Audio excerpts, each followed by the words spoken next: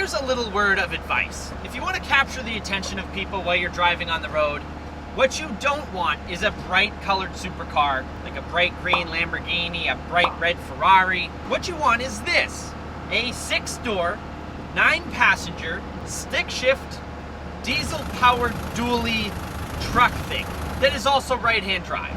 If you want to garner the attention of people on the road, you want people to look at you, this is what you need.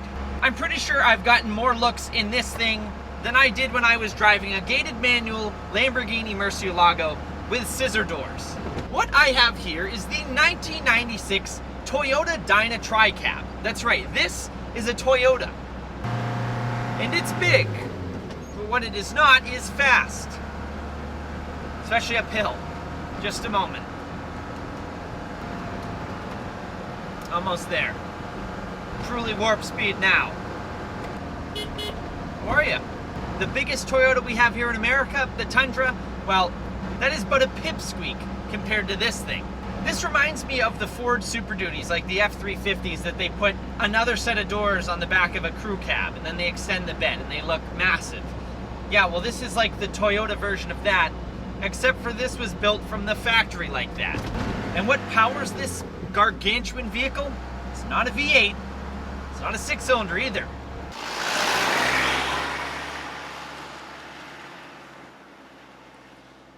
Now, power is supplied by the 15BF engine, which is a 4.1-liter inline 4-cylinder direct injection diesel engine, and it produces 115 horsepower and 214 foot-pounds of torque.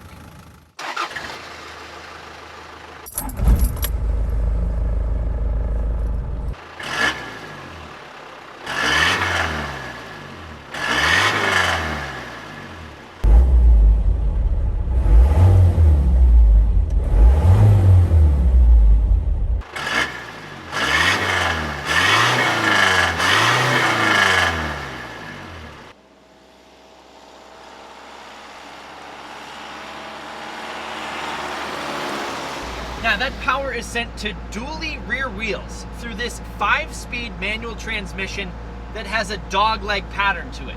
That means first gear is down where second gear would be, and reverse is where first would be. It does take a little bit of getting used to, but luckily when you put it in reverse, it does beep. So you don't accidentally put it into reverse when you're actually trying to put it into first gear, if that makes sense.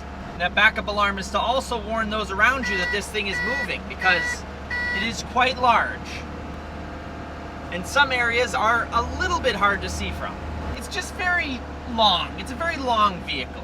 And one of the reasons that it's so long is because it can hold 9 people in here. That's right, there's seating for 9.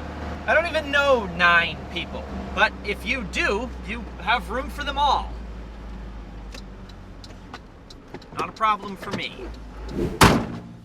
And again, as I said, the Dyna Tri-Cab is a 9-seater, so you can hold 3 in this row, 3 in the middle row, and 3 in the front. And I'm delighted to say that the Dyna Tri-Cab easily has the most legroom in the 3rd row out of any vehicle I've ever reviewed. I mean, look at this. Look at this. I have a good, I would hope that's 6 inches. 6 inches until my knee hits the seat in front of me. And you have the same amount of room in the middle seat, if not more, because you don't actually have the seat right there. There's a little bit of a gap. And headroom is not an issue as long as you're not wearing a snow hat like I am. It's cold. And what also adds to the length is the bed in the back that can actually hold 2,000 kilograms or 4,409.25 pounds in it. How's that for accurate? Now, unfortunately, I wasn't able to find an exact measurement of how long the bed was back here. And I'm not the best at guessing length, just ask my ex-girlfriend. But I am 6.5 feet long, so that would make this bed about, I'd have to say this is a 7-foot bed based on my best estimate here. And we actually even have quite a few amenities in here. The front seats have power windows. That's right, look. If your knee isn't covering the switch, oh boy, hold on a second. If your knee isn't covering the switch like mine is, there we go. Power windows. Nope, I didn't mean to turn on my blinker. That's my knee. Sorry. And we even have air conditioning in here. Not all 90s Toyota Corollas had air conditioning, but the 6-door dually Dyna tri-cab has it.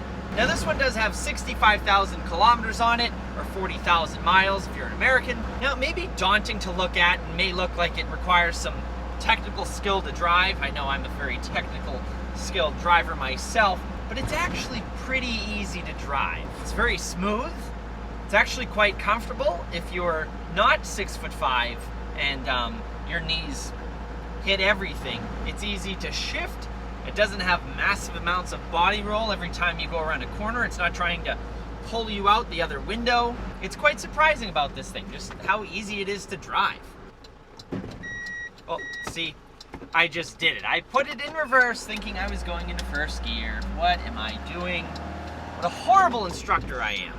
Thank you guys very much for watching. I'll catch you in the next one. Happy motoring.